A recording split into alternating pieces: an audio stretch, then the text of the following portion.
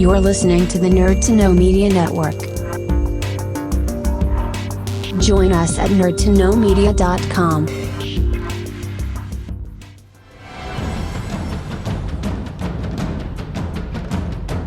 Broadcasting from the Blanchistan Center, this is Phoenix FM. The internet is a communications tool used the world over where people can come together to bitch about movies and share pornography with one another. According to the Nerd Index, you should be upside down in a junior high toilet around the clock. This is We'll do it live! Time goes in, time goes out. Never miscommunication. It's over 9,000! My name is Foxy. The balls are in there.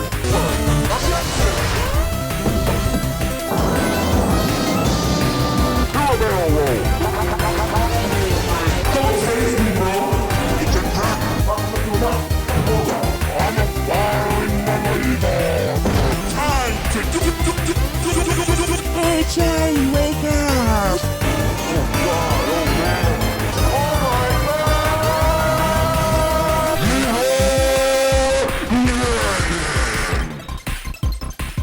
Hello and welcome to this week's edition of the Nerd to Know Basis Show, episode 125, which my co-host assures me is not an even number, but it certainly sounds even.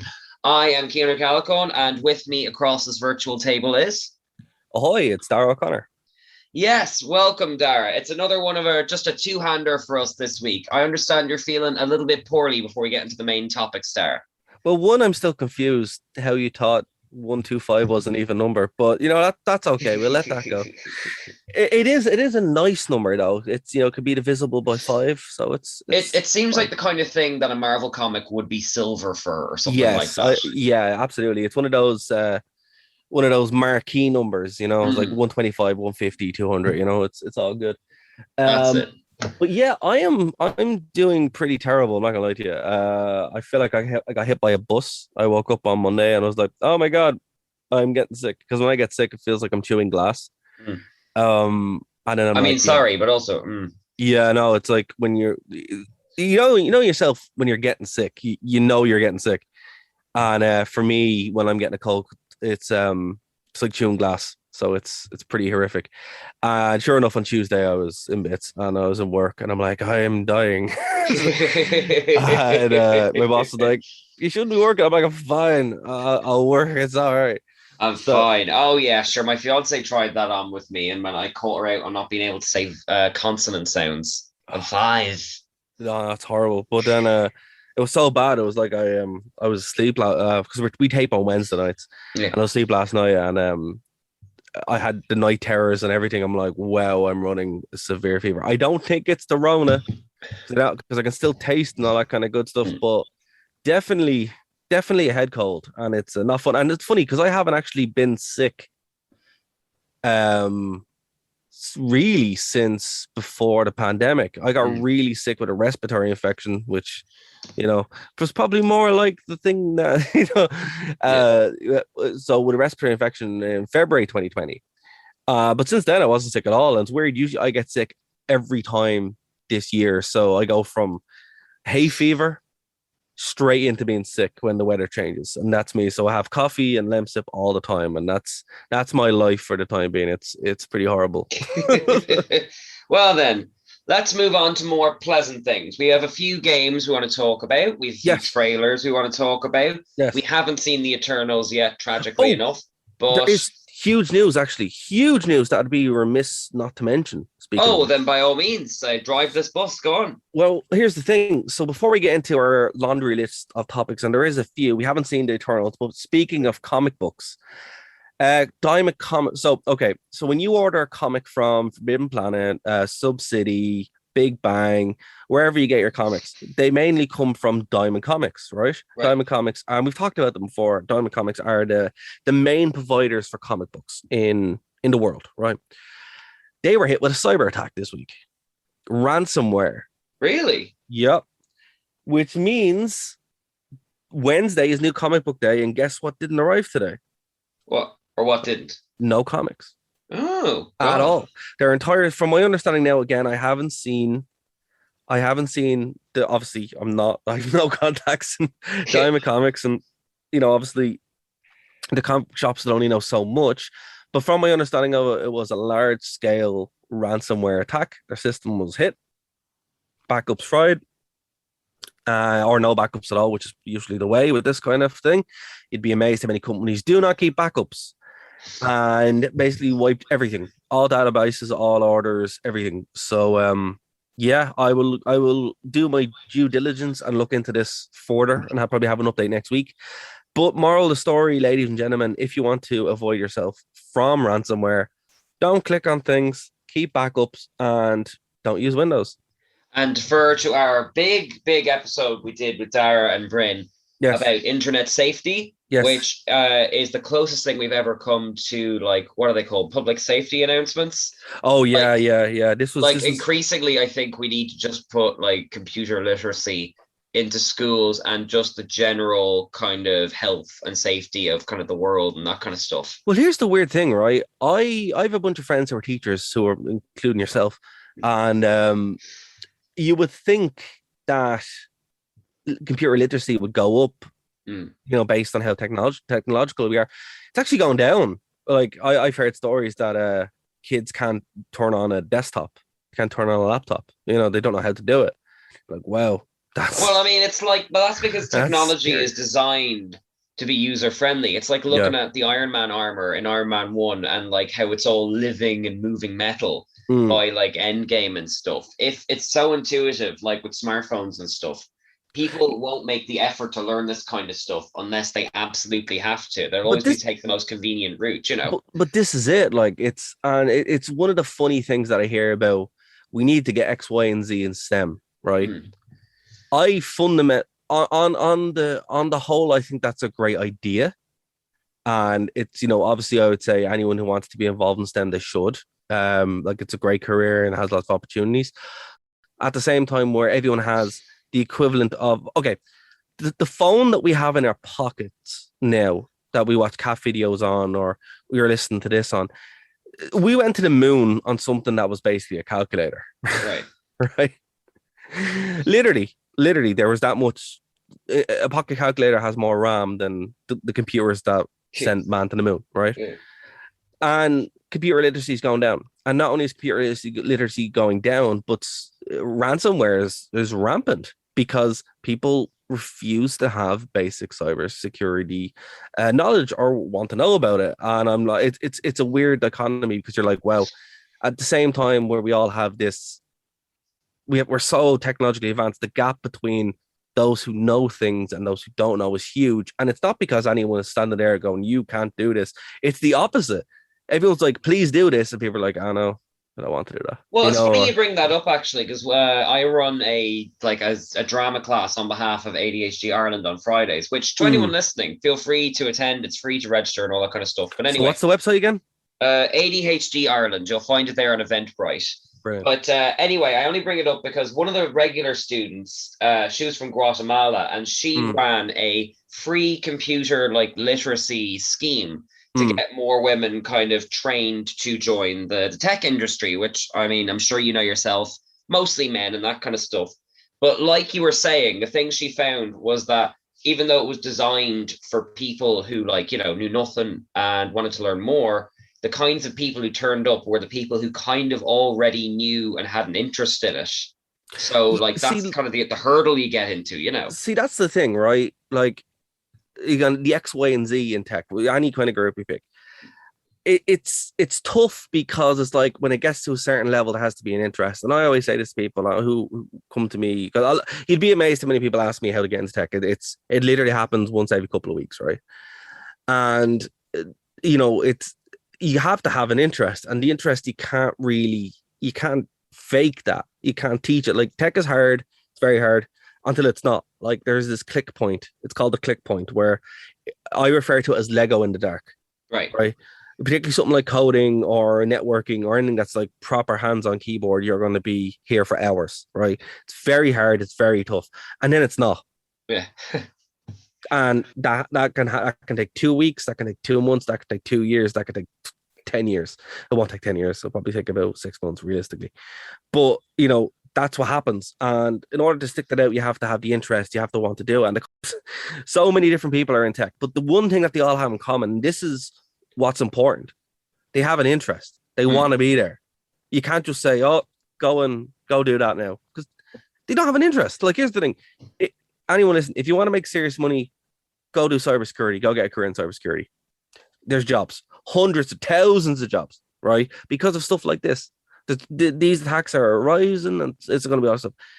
People don't want to do it. They just don't want it. They don't want to sit there in front of a computer or do audits or, do all this kind of stuff. It's because it in some ways it's very boring and it's very hard. Yeah, so that's basically it, Keen. But look, again, moral of the story is don't click on things and be safe out there. It's crazy. But if anyone does want to check out more information that they can check out our episode on cybersecurity and all that kind of stuff. But I will do my due diligence and have a watch at this as it develops, and hopefully comics will come back, because supply chains are a thing, and now comics on top of it, it's wild. Well, speaking of things coming back, we are nearly 3 weeks when this episode goes out into the return of Doctor Who. Have you been keeping up with all the shocking developments here? I tangentially, as in I cannot watch the show anymore. Yeah. I have been. I did check out your reviews when they're up. Are you doing them for this season as well? Oh yeah. Okay, Got two up now on Geek Ireland. That's my second plug of the week. I'll have to check them out now to kind of see what's going on. But I have the backstage stuff is what's really, really tickling my fancy. Where obviously it looks like there's a massive creative changes coming. But yeah, I think like a lot of people, I'm just kind of waiting down the clock where I'm like, right, let's see who regenerates, what's happening, and if the show can be salvaged. Because that's what I find kind of sad about this, because I mean, this series is shaping up to be fairly decent, but like it's in the shadow of Russell T Davies coming back, of all this like speculated drama behind the scenes. We've also got in 2 years, less than 2 years really, the 60th anniversary. Yeah. Like, it's like all this stuff, people are already placing bets on which cast member from It's a Sin is going to inevitably be the Doctor, and it's going to be someone we've never heard of. That happens every time. So it's a shame that this is going out in the shadow of that, because a Doctor deserves their last hurrah, and Jodie Whittaker more than most of them, Yeah, well, look, as I said, one of those things with they set themselves up to fail. I think a lot of this is, it was a long time coming. I feel sorry for Jodie Whittaker in a sense, but she didn't help herself. Chibnall really didn't help himself, and the BBC didn't help themselves either by pushing fans. And I know the Doctor Who's always been very, very liberal and left leaning, and that's grand, and you know what you were getting, but they became very preachy to the point that you can't even watch the show without being beaten over the head with it. You know what I mean? It's like, come on, this is a bit much.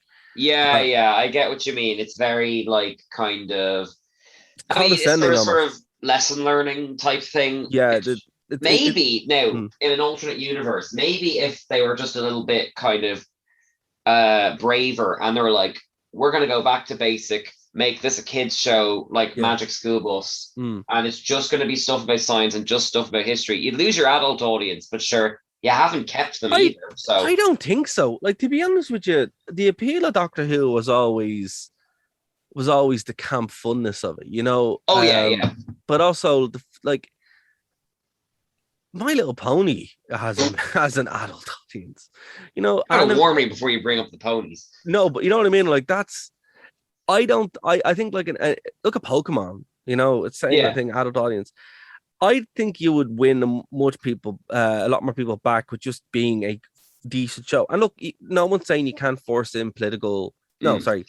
No, let me reword that. I get you. You can't have a political leaning or a political agenda, but just it needs to be natural. It needs to come up. For example, we've seen this happen several times during the show where sorry, I'm dealing with a cough here. So hold on. That's right. My point. Let me know if you need like a talking break or something. Yeah, that's a bit better. Okay. Yeah, like we've seen happen on the show where they've tackled big issues, and it's never really been a problem as such, but it became a problem. Like even with Matt Smith, David Tennant, and they would kind of come at stuff from a different angle or whatever, or speculative history or whatever. The problem with New Who is it just beats you over the head with it. It's actually, that's a really good point, because historically, like, Doctor Who has been political. Like, we were watching like one from the 80s called The Two Doctors, which was written by one of the best Doctor Who writers, and from the point of view of a very angry vegetarian. So the villains are running around trying to like literally eat the companions and talk about tenderizing them, and it's contrasted with like, people who are fishing, and it's supposed to be, but like when they do political stuff like that, or like they did a big one on taxes, they did it with a real sense of over the top, as you say, camp humor. So the point was hammered home with a sort of a wink and a nudge. That do you know what I mean? Like Douglas Adams type stuff, Well, that's it. Like that's great. That's a great point. Like Douglas Adams stuff is all, it has a massive amount of social commentary, political commentary in it as well. But at no point is it ever just beating you over the head with it. Yeah, it's not po-faced like. No, it's more kind of like it's more clever. It's like it's well written that where you come away from it, you're like, actually, that was a good thing I didn't think of before. It was a good layer or whatever. And wrapping it in comedy kind of lets you reach your own conclusions and stuff. Exactly. Yeah. But there's, with Chibnall specifically, they've just, and the BBC again, the blame has to go to BBC. They were told about this. They saw the numbers drop and they saw the negative reviews, and they just doubled down on it. So it's like, I feel bad for people involved in Doctor Who, because it's like, but then again, they had to stand up and go, listen, you are killing this show. It's the same thing that happened to Star Wars. It's like, you're killing the franchise. What are you doing? Well, that's what I wonder about now, because we will never know what happened behind the scenes. But like Chibnall, like just joining dots from what's there. And I say this as someone who is in Chibnall and Co.'s corner. Oh, but like, I don't know how. Just let me finish my point now. Chibnall had been out of the show for a few years, but like he hadn't written an episode since Matt Smith. Yeah. But Broadchurch was big around the time Capaldi was leaving. So that feels, it doesn't, so you'd think the next writer would be someone who'd just done a few episodes on it, so that feels like an outside of control decision. And now we have a series where it's 6 episodes and all of them are written by Chibnall, and that feels like maybe contractually he was supposed to get a series of 10. We're not getting that. We're going to be in trouble if we don't give him his mandatory this and that and the other. So it's I don't like going back like behind the scenes. I like just taking every episode as it arrives, but it feels like there is stuff happening behind the scenes that isn't being communicated publicly. Do you know what I mean? I agree, and there's always these rumors. There's always, but even just taken from TV numbers and even interest. Like I remember I was at the 50th anniversary thing in London a couple of years ago, and Doctor Who was red hot. It was on fire, and RT were even covering as well. Now no one cares, because it's like, it doesn't have that fire anymore. Again, the closest parallel to it is Star Wars.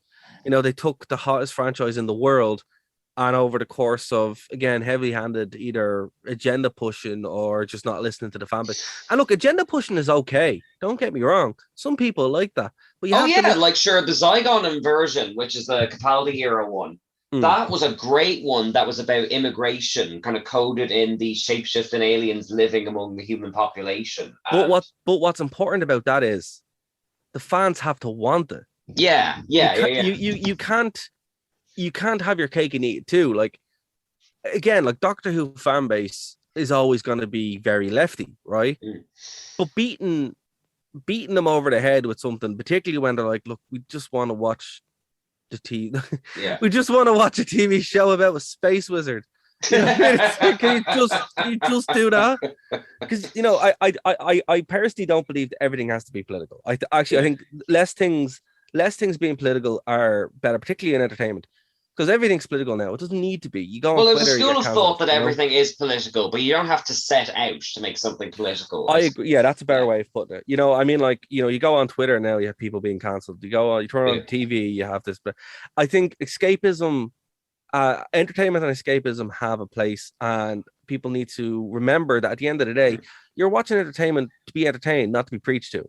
Yeah. And BBC really need to like get that, or Doctor Who's going to join Star Wars as irrelevant. Like the Star Wars franchise is so damaged that the only thing keeping it alive is the Mandalorian and Boba Fett, and that's it. And we will get to Boba Fett, but actually, I'm glad you brought that up because there was a bit of a falling out back before. Now, to give Chibnall some credit, like the fall of Doctor Who, kind of in terms of ratings and all that kind of stuff. I did a piece on it a few weeks ago. Right, it's actually been happening for a while because it has been. Yeah, it has been. Yeah, it started with first they aired Capaldi's second season at like 9:00 at night, where no families were watching it. No. And then they like to accommodate Strictly Come Dancing, and like to be fair, Mark Gatiss and a lot of the crew objected to this publicly, like, and then perhaps to double down on that, they then took Doctor Who off the air for a year and then pushed the spin-off on BBC Three after BBC Three had been turned off. Yeah. So, it's so Mark Gatiss says there's this great sense that the BBC think Doctor Who will just take care of itself with no support. They do. They really and this is where it's led us, Yeah, and that's it. And that's what I was saying to you. I think like there's only so much blame you can put on the creative team because at the end of the day, there's no oversight. There's no one being like, look, you can't do that. You need to. The BBC should have been like, what are you doing? We're losing loads of money. Because remember, we're looking at this from Hiberno English viewpoint, right? Doctor Who got big because it's big in America. Yes. That's the reason why it got so big. And the people can be upset all you want, it's true. The reason why Doctor Who got so big when it came back is because the Americans lapped it up in massive quantities. They put in the money. BBC America is not free. You have to pay for it. And that's where the budget came from. And the Americans just aren't buying this. They're like, nope, off we go. And this is it. Like the amount of people, I think the blame, as Mark Gatiss, by the way, who actually is like, he did probably one of the best series in horror ever. Like his documentary on horror. Gem, yeah. Oh, I love Mark Gatiss. He's great. But the blame here is really lack of oversight and just lack of direction. Like there's no creative vision. When I look at Doctor Who when it came back, you can see that there's a vision. All the way up until Capaldi, you can see that there's a vision, and then the wheels just kind of fall off, and it's just like there is what you said, where it's like, oh, take care of itself, and it's just been kind of wandering, and it's a shame. It really is, because like I think Doctor Who can come back. I don't think it's as damaged as Star Wars because it was like consistently from the top damaged. Yeah, Doctor Who is lucky because it's designed to kind of kill itself and come back every few years anyway. Star Wars is kind of what it is, Yeah, exactly. Like to retroactively fix Star Wars, you kind of have to really retroactively fix it. You can't just do small tweaks. With the Timeless Child, for example, that's the biggest problem, and they will eventually retcon that. Mark my words, that will go soon. Because actually, I'm glad you brought that up because we're only 2 episodes in at the time of recording, but this is a 6-episode series, and it has a plot running through it that is set up from the Timeless Child thing. Yeah. The first episode I thought was a bit of a mess because it literally was just like loads of plot points and monsters, like the Weeping Angels are in there, some Tarans are in there, someone else is in there. The second episode, last week's episode, was pretty decent. It was Sontarans on horseback in the Crimean War, while the new guy runs around in Liverpool taking out Sontarans with a wick. Right. It was like half silly, half big. Here's a historical lesson thing, but it was fun. I like fun, and you know what? We've been so mean to this kind of era on this show. I will give credit. I had lots of fun in the last episode, and I would really like for the next 4 episodes to be good, so that there's a sort of history will go, okay, maybe we were overreacting a little bit. This is fineness kind of to it, I don't want to be mean to anything, Ken. It's just when there is that like.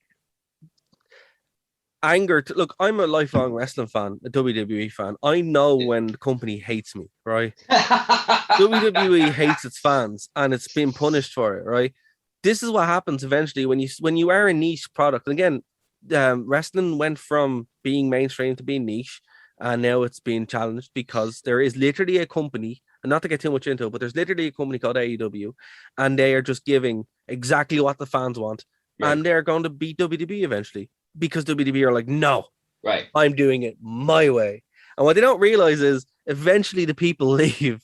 And that's what happened to Star Wars, and that's what happened to Doctor Who. So at least Doctor Who have the awareness going, we need to fix this real quick or we're all out of a job, and this show is dying again. Well, again, I mean, look, don't get me wrong, I love Russell T Davies, but dragging him back in it definitely feels like a bit of desperation. It is. Yeah. And look, it's, to be fair, if it works, great. But here's the thing, you haven't got that much hands left to play. Like, they do have to fix massive problems. And I have to hand it to them, at least they are. You know, with Star Wars and The Mandalorian and Boba Fett, it looks like they're trying to fix it. But, you know, you can't touch the Star Wars. There's like, you can't touch the Skywalker family anymore because that is toxic unless you do a rewrite. And at a certain point, when you have to rewrite your movies or shows, that's a bad sign. But again, this all comes back to, there is two things. One, you got to have a plan. And two, you got to respect your fan base. You don't do that, what's the point?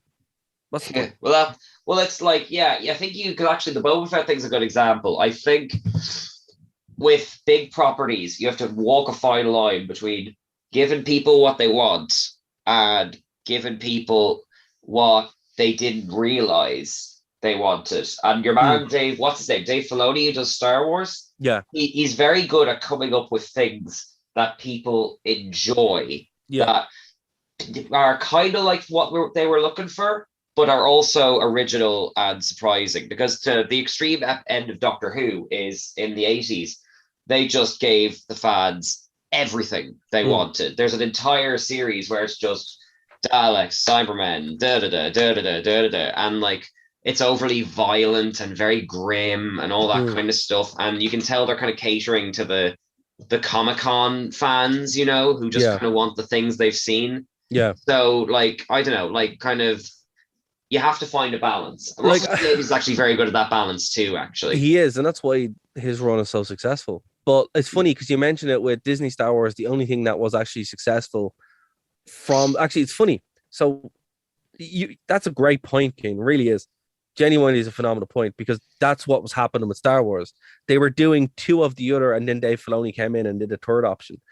And what I mean by that is like the core. Now, and I like The Last Jedi because it's something different. I genuinely will defend that movie. I think that was like, whoa, you're actually trying to do something. Yeah. It's wrong, but you're still trying to do something. So I respect it on that point. But the big appeal of the first of the sequels were, oh, you know, I remember this. Oh, look, isn't it there? Oh, look, it's brilliant. And it's like episode 8 is like the thing you didn't want necessarily option, and then episode 9 is too far the other way. It's just thing you like more of it. Kind of. There has to be a kind of a balance, you know. Well, here's what's interesting. When Rogue One came out, it was all fan service and people loved it. And to be fair, it is objectively like the best of the new Star Wars movies. And but I mean, I'd say that the fan service is mostly aesthetic. It's still kind of an original story with original tone, you know. But what I mean is, it's like, I would gladly watch that and accept that as canon, even though it removed Kal-Katan, right? Which is really... Right, okay, I get good. You, yeah. But here's the thing. Dave Filoni came in and was like, I'm just going to do something completely different. And that's what people want. Because, like, nobody... Like, again, as a lifelong Star Wars fan, as somebody who was there during, you know, when Star Wars was the movies and books, it felt more alive. The universe felt more, like, interesting. And what you realize very quickly is, do not go near the Skywalkers. That is death. Don't do it. It's a bad idea. You know, and maybe they're starting to realize that now with The Mandalorian, with Boba Fett. But it's funny, Rogue Squadron was cancelled this week as well. It's been pushed back. The movie Rogue Squadron. Nobody wants to see a Rogue Squadron movie. Don't even bother packing. Oh, no. Okay, all right. Well, no, I love the computer game. I'm sure the movie would be terrible. I love the game too, right? But here's the thing. That scene in The Mandalorian where the Dave Filoni is actually an X-Wing pilot and they're just there. Like, what are you going to... Unless you set that in the Empire when you do like Rebel Assault, like the plot for Rebel Assault 2. But see, the whole point is you have to move away from that, because stop telling the same stories, because then it's very boring. Like the books and the games all knew this. Like the more and more you flirt with the old movies, the less interesting they are. Like that's why Knights of the Republic is so important. That's why they figured that out. They opened that up and they're going back to it because they're like, oh yeah, this worked. Darth Bane, the Old Republic in general. These you can still do your Star Warsy things, but just not ride the corpse to death. It's just stop it. Like they figured this out in the 90s. And now Disney are like having the exact same problem, because it's like you cannot bleed this horse anymore. It's just there's nothing there. And the more you change things to try and add a bit of spice, you just annoy the fan base, which is what happened in the Last Jedi. So with the Boba Fett trailer, it looks pretty cool. I'm gonna watch it. Obviously, I'm not expecting too much from it, but it doesn't have to be. It's its own thing. It's its own thing. They're gonna do a little bit. I'd say it's just it's just a carry off at this point. Like it's where it needs to be. The Obi-Wan stuff is really cool. I think the future, if they do want to play with familiar Star Wars, it's 3 to 4. The midpoint where they do the Clone Wars stuff, where they shut what people were doing. Maybe make a Force Unleashed movie, that kind of thing. There are things you can do. But Disney Star Wars did it ass backwards, and they're getting punished in very much the same way as we saw with Doctor Who. But that's the Star Wars done with, man, because we have a lot more to get through this week. Oh yeah, that's right. We got 20 minutes of go on. What have you got then?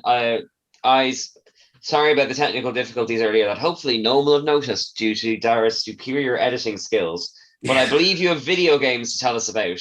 I do. So I haven't pre-ordered a game since Watch Dogs 1, and I haven't bought a game day one since Cyberpunk 77. So both spectacular failures for different reasons. But and I also haven't bought the hype since both of those games either, and got stung twice. So don't buy into hype, folks.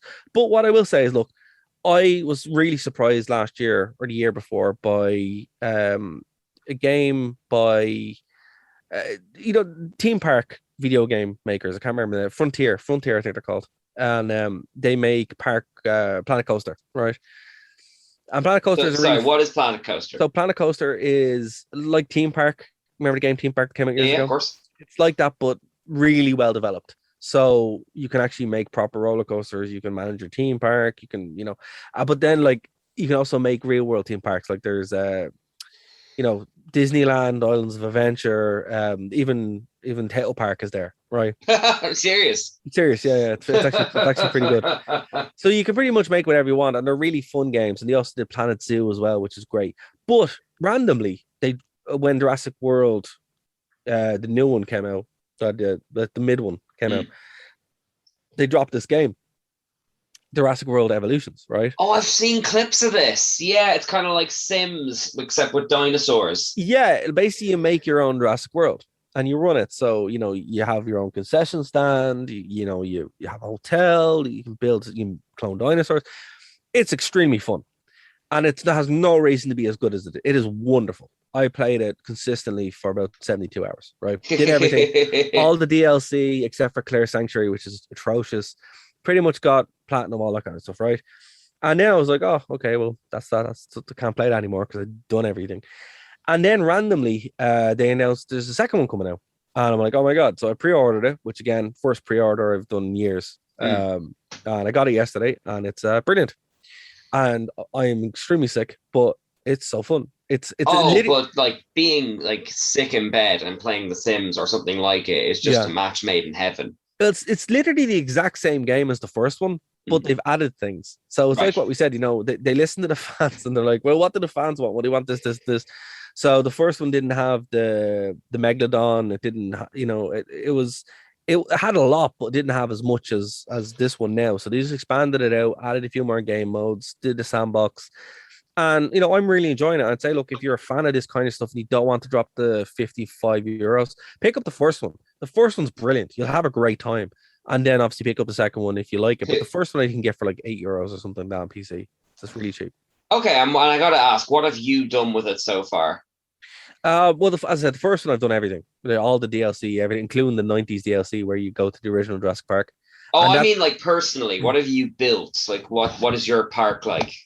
Oh, well, I haven't, as I said, I've only got the second one takes place, the story mode basically it's based on a new movie that's coming out where dinosaurs are everywhere and you need to kind of capture them and build a park around them. Right. So I'm in Washington State at the moment trying to, house T-Rexes who have escaped, basically. But, in the first one, like I built a proper park where I was like, I had like, had a fighting ring where like, T-Rex would fight everything else, and then you had like your herbivores and your pack of raptors. It was brilliant. It was really cool. You can be as creative as you want. But I had this dinosaur called Emma, this T-Rex called Emma, right. And I got really attached to her. I streamed a lot when I played as well. I'll probably stream this one. And she died, and I reset the bit of the game to keep her alive. And I was playing the DLC, and basically at the end of the DLC, the Dominus Rex gets out, and you can't kill him. You have to kill him, but you can't. But all your dinosaurs are killed. And then randomly, I'm like, I'm gonna lose this. And then Emma just shows up and kills him. I'm like, oh my god! And the game just ended. It just ended because like the AI is so good that the dinosaurs kind of do what they want. Right. They genuinely just do what they want. And I was just like, oh wow, thanks, Emma. So yeah, and that's what I mean. Like that's why I had so much fun. It was just, and the game just ended because that was the end of the DLC. I was just like, wow, I did not see that coming. But right. I know they're great games. Like if you like the theme park thing at all, if you like Jurassic World and sim games, you'll have a great time. There's some great people like online building like death parks where like they have 100 dinosaurs and like 100 people, and it's hilarious. But like as far as like a straight game with no mods, it's a lot of fun. Pick up the first one. It's like £8 or something. But, yeah, you learn a lot about yourself playing those kind of games, don't you? Well, that's it. Like I play like in terms of what you. Well, look, I try to play as many games as I can on the PS4 because computers are work for me. So I don't like playing games on computers that much when I'm not working. So or when sorry, I don't like playing games on computers anyway because obviously when I'm on a computer I'm working. But the PS4 is like for me is this unwind mode. So if you have a PS4, it's actually they map all the keys quite well, so you can play it with a controller. But yeah, that's my hard recommendation for this week. The Jurassic World Evolution, the series is brilliant. Yeah, really good, really good. Yes, and right in time for November as well, of course, which we must not let slip by. Is this a thing? Or is this a new thing? You've never heard of November? I haven't, no. Oh, look it up. It's going to show you how much of a basic like Facebooker I am. But like, yeah, it's basically this thing that got started up by two parents who, for the month of November, they basically just they had young kids and they dressed up their dinosaurs around the house like their toys and made it look like they'd like played with the toilet paper or they'd raided the cupboard or all that kind of stuff. Oh wow! And that exploded and caught on, and now like. Every mad dinosaur fan out there on the internet does special dinosaur stuff in November. It's kind of like it's like a Twitter holiday, basically. So if your game got extra patch things, it wouldn't surprise me if that had something to do with it. Oh, there we go. I did not know that. I've also started playing Watch Dogs Legion. It's the new Watch Dogs based in London. Don't play it. Can I just ask, is Watch Dogs like kind of Assassin's Creed thing where it's like the same thing again in a different skin, or is it something a bit more complicated than that? Watch Dogs 1 when it came out was supposed to be like this next generation ultimate hacker simulation where it was a lot of fun, and it wasn't. It was dark and dreary. It was GTA with phones. The second one came out was probably one of the best games of this generation. It's absolutely wonderful. It's everything they promised and more. I love it so much. Watch Dogs 2 is phenomenal. However, Watch Dogs Legion is terrible.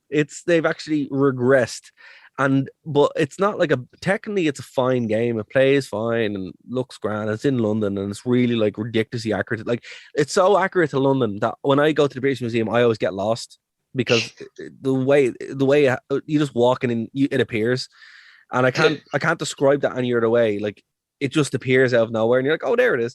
Yeah. That actually happens in the game where you're just going across and you're like, it's around here somewhere. There it is. And you're like, oh man.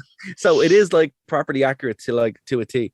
But the problem with it is they're taking away the main character. So the main character, so basically you recruit random people to join your they use the word cause, and I find that very uncomfortable. An Irish person running around screaming England, shouting about the cause. You're like, come on, this is a bit much. But yeah, so you can recruit basically anybody to join dissect, which is the hacker group. And basically that's a great idea and all, but they hired 4 voice actors. So the voice acting is horrific. So we're talking like really bad non-player character type things. Horrendous. And it wouldn't be that they're non-playable characters, because you actually do end up playing them, as in you recruit them. But oh my god, like it's awful. It's so bad. And I think they fixed it with they patched in DLC now where they bring in like the main character from the first one to try and introduce a main character. It's what they did with the first one as well, where the DLC was better than the game. But I'm like, you had it perfectly the second one, and then you messed it up again. So do you think it's a case that like they're withholding content to sell it onto you later? Or something I don't think so. Like it's, I think you were right the first time where it's the same. You see, every Ubisoft game is kind of the same, and this is the problem I have with this generation in general, which is why when I was playing Jurassic World Evolutions, I'm like, this is brilliant. It's completely different. Every game is pretty much the exact same game. And look, I'm sorry if this offends anybody. Every single game that is out for the PS4 generation is the exact same game. Just they change 1 or 2 things. That's the increasing impression I get. Like, with Far Cry and that kind of stuff. Oh, man. It's just like reskins of the same game over and over. Like, you might get the odd game that pops out and it's like, oh, this is brilliant. But that's it. Like, all the rest of them are the same game. It's not Ubisoft. It's Activision with Call of Duty. And I'm like, man, who is this for? Like, who's like, I literally went in and I was like, right, I traded in a bunch of my games, the PS4 games to CX, because I didn't care how much I got for them. I just had to want to get rid of the space, right? And even after that cleanup, I'm like, I'm still struggling for something to play. Now, what's interesting is, and that's just the Western games in general, right? I'm like, I just want these gone because they're just garbage. Fatal Frame came out though, the new Fatal Frame, and I don't know if you ever played Fatal Frame. No, I haven't. No. Well, we talked about it at our horror convention back in that's right. Yeah. Was that 2 years ago now? That was 2 years ago. 2 years ago this week, actually, man. Yeah. That wild. So we'd have to dust that off, I think, in the future. But Fatal Frame, for anyone who doesn't know, is also called Project Zero. And Fatal Frame is a game where you play a young girl in Japan, and you basically see ghosts through this camera. Yes, this is coming back to me now. Yeah, it is pretty scary. Dreadout did it as well from Indonesia, but there was one released for Fatal Frame 4 was released for the Wii of all things. Sorry, the Wii U of all things, and now it's released to the PS4. So I haven't got a chance to pick it up yet, but I am looking forward to playing that. And that's something completely different. Again, it's not Western. It's its own thing. And it's just so unique. There's a few other ones on them, but like, it's crazy when you're playing these games or when you're playing the PS4 or something now that like all the games are just kind of the same. Complete homogenized. Actually, I know it's going to invalidate my point a little bit. Go on. But the Doctor Who have kind of done a clone of the phone game you were mentioning. There's one which you can download onto your phone, and the gimmick is you found this phone on the floor, and a weeping angel took whoever owned it last, and you're talking to, they actually get your woman who plays Osgood from Unit and some of the people from Blink back, and the more you kind of unlock it, the more you'll obviously kind of get closer to the end of the game, but the more the weeping angels can get you. And in the show, cool though. That's cool. Yeah, that's cool. And the cool thing is in the show, because I know you were still with it with Matt Smith, if you've got a picture of an angel, the angel can come out of the picture and get you. Oh, that's brilliant. So like, I mean, I'm only just getting into it, but that's a case of taking a cool idea and not just copying it, but sort of like, adapting it into like a new fun thing, Like a part it's not of like a reskin, like a part of me always kind of wants to get into game design or whatever, or work for a game company or something like that, and then I'm like, nah, not really, because it's just like how much of it's going to be made where you're working on Call of Duty or something like that. You're like, no one wants to do that. You know what I mean? And it's just like I kind of feel sorry for the gaming industry because like it grew from being like its own thing to being this massive thing. Where I miss the Wild West of the PlayStation 2 days where stuff would just come out and it would and you'd rent it and see if you liked it, and everyone kind of had their own favorite that someone else hadn't heard of. I know we have that in terms of Steam and that kind of stuff. Yeah, but it's not really got the support, you know. Well, it's not even that. It's what I was saying earlier on. Like computers are work for lots of people. When you see a computer, it's work, you know? Yeah. So, you know, it's more kind of like, well, what's on the PS4, what's on the PlayStation 5, what's on the Xbox or whatever. And it's not there. You know, they're just not making them anymore. You know, the Switch might have it, but it's just like, you know, I find myself going back, and if I do play games, I, you know, go back and play Vampire the Masquerade or Deus Ex, or even the new Deus Ex, pretty good as well. The System Shock, all this kind of stuff. And you go back and play them, and you're like, because these are fun games, you know, and then you might get the odd one that comes out. But like, as I said, I went into CX with a stack of PS4 games I didn't even play. Because I'm like, I genuinely, these are all the same games again. And you just buy them. And you're like, why am I buying this? You know, I know I'm not going to like them. I'm not going to play them. Or you do play them and you're like, this is exactly what I thought it was. You know, like, and no matter how good the mechanics are, you basically are playing the same game over and over again. You know, Assassin's Creed 2 was brilliant, but then Brotherhood's the same, Unity's the same, even Valhalla's and something we haven't brought up, and I've been finding it increasingly, is that console isolation. Yeah. Like, as in terms of, like, you know, when you got a PlayStation 2, you can play PlayStation 1 games on it. Yeah, but exactly. Increasingly, it seems like you can get away with doing the same Assassin's Creed game or Call of Duty game or whatever, because you have a new console and you want the new version of it, because the old ones, for whatever reason, don't work as well on the new one. So like, there's that extra layer to it as well. Like, genuinely, I would like to know, maybe people listening, and you know, you run the Game Corner, so we maybe get some game designers on to talk about it. Are people in the same boat as us, or are we just getting old? Because I genuinely don't know. Like, I know there's like games like Fortnite and stuff like that. The online playable thing, that's a good example of, like, you know, I don't understand that. When Duty comes out, all of the people multiplayer in it will migrate to the new one. See, I don't understand that. You know, like, I have actually Overwatch is quite fun, to be fair. I played Overwatch for a little bit, but I'm like, this is just Unreal Tournament. This is Unreal Tournament with new skin on it. It's the same game that came out 20 years ago, you know, and it's fun because, like, you just know how to play it. But I'm like, for me, when I'm playing games, I want an experience, and I just haven't got the last experience I got was actually Jurassic World Evolutions. Yeah. Check out Deltarune as well. Deltarune is a sequel to Undertale, and that's free to download. See, stuff like that, Undertale and stuff like that, they're all brilliant games. There was Street Rage 4 came out, brilliant too. Sonic Mania, you know, but these are old IPs. These are games made in like a retro style. Yeah. You know, and it's like, do we not have any cool ideas? No, we don't. Okay, fair enough. Well, you know, I would say, look, again, if you like what you like, that's great. But we'd love to hear from you. You know, if you're like a hardcore fan screaming at your radio on Phoenix FM, going, I love Call of Duty. Scream it. Have lots of comment on it. We'll put it on. Absolutely, because like, I'm genuinely don't know if I'm just, you know, are Old we? Man yells at cloud. Are we like Grandpa Simpson now? Gone. I used to be with it, but now, you know, is that us? Is that us now? It was dickety, and everyone was dancing the ticky tock. Exactly. But one on that, actually, we've just got a minute left. So, is there anything you want to plug before we wrap? I do, and we can go over a bit, I suppose. But Gaia, right? So Gaia. So I have two plugs. I have the Ember Smart Mug, right, which is a mug that you connect with your phone, and it keeps whatever you have in it at a consistent temperature. So for me, I'm on all the calls. I have coffee sitting there for 2 hours. So I got really used to drinking like really old manky coffee that's been sitting there for like 2 or 3 hours. Ice cold coffee, and not in a good way, in the manky way. And I'm like, you know what? I'm just gonna see if this is BS or not. So I bought one. They're nearly not worth it, right? Because the prices, they're not cheap, right? Right. But oh my god, it's a game changer. So worth it.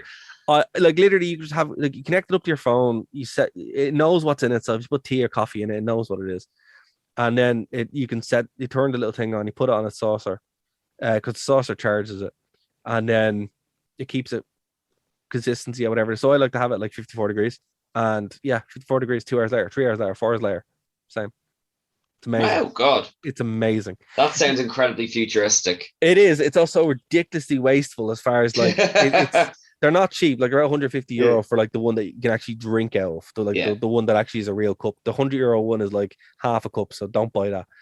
But I'm still just like, I didn't need this, but it's also really useful. So that's my first plug. And I'd say, look, if you're somebody who struggles, if you don't drink your coffee straight away or whatever, get that, because it is worth it. Like I use it every day, and it genuinely is a lifesaver.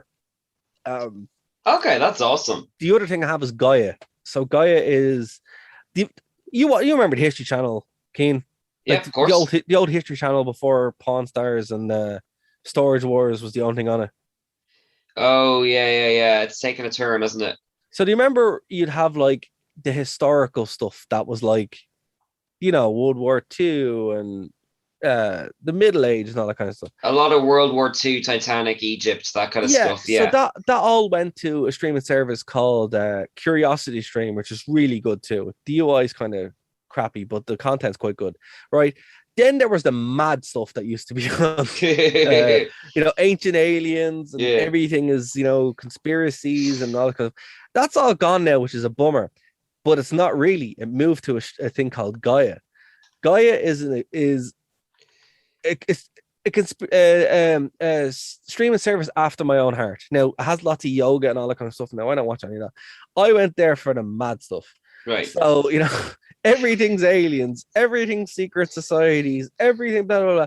It's wonderful. You want to go watch a 4-hour documentary on the Knights Templars? They have it. You want to watch a 4-hour documentary on elongated skulls? They have it. You want to watch a 4-hour documentary on each ancient Babylon and Sumerian tablets? Man, they have that too. It is wonderful. I'm having a wonderful time. And literally, like, look, a lot of it's probably absolute garbage. But you know what? Junk food is fine. And it's good just to have that in a world that's falling apart around everybody. You can go, I just want to listen to this lad talk about mad stuff for like 4 hours. And it's brilliant. And it's great to have on in the background when you're gaming or and that. They also give you a free trial. So it's $99 a year to sign up. So it is pretty steep, right? But they give you a 7-day trial. So if you're listening to this going, actually, that sounds like a lot of fun. And it is a lot of fun. You can just get the 7-day trial and then leave. But for me, I'm like, it also has George Norrie's show from Coast to Coast AM. So I'm like, oh man, this is great. So I love Coast to Coast AM. Obviously, I do a show that's pretty much the exact same thing. Yeah. But I love it. I think it's great. It's like they made a streaming service just for me. And also they're really nice on social media as well. So if you tag them, they'll give you love. So okay. What a wholesome way to wrap up this episode. That's Absolutely. Lovely. Where can people find that now? So if you just go to Gaia.com and sign up for the free trial. They don't sponsor us, but I'm gonna try. Hopefully, lads, if you want to, absolutely. And it's fun because, as I said, look, they're gonna have, if you're into all that kind of, basically, if you like the mad side of old History Channel, you're gonna love it. And I grew up with that. When you were sick or anything like that, you're off school and you're like, I want to learn about aliens. And you'd watch everything about aliens. And it's just, they don't have that anymore. So Gaia is fun. I don't regret the trial, the purchase. I'm probably going to keep it because it's, there's something there. Like, your man literally talked with the Knights Templars for 4 hours, and I'm like, fair play. So I had a good time. Okay, Gaia. that's wonderful. Yeah. All right, I think we'll call time on it there because we're slightly over now. But thank you for such a wonderful episode and for popping in when you're feeling poorly as well. I hope this has brought up your mood a little bit. It absolutely has, Keen. It's always a pleasure. As I said, Keen is the constant that drives this bus, and sometimes it's off the cliff, but mostly not. Mostly not. On that positive note, if you have any thoughts on what we said about Doctor Who or about the comics industry or any of the things with Star Wars especially we've covered, do let us know, because we do like to have a dialogue with the people who listen to us, and we really appreciate you coming to check us out every now and again. So. And here's the thing, nerdtoknowmedia@gmail.com is where you can reach us. Also, our social medias, if you just go to nerdtoknowmedia.com, you'll be actually able to find all the social medias there. Do comment. We read all the comments, read all the emails that come in. This is your show too. Again, we're on Phoenix FM for a reason. Community radio station. We want you guys to be involved. If you're a local creator, if you do a podcast, if you make movies, if you're a comic book creator, if you're a video game designer, if you're a fashion designer, if you make nerdy things, let us know. We want you on the show. We want to give you a platform, because that's what we're trying to do also as well. Very well said. And on that heartfelt note, I think we'll say goodbye. I've been Cian. I've been Dara. And we will see you at the same time next week. Bye. Bye. If all this is worth it, we can work it. She says I'm not romantic. I say she's too dramatic. I tell her while we're at it, we can work it. She says I'm not romantic. Are you a nerd? Nerd to Know Media Production.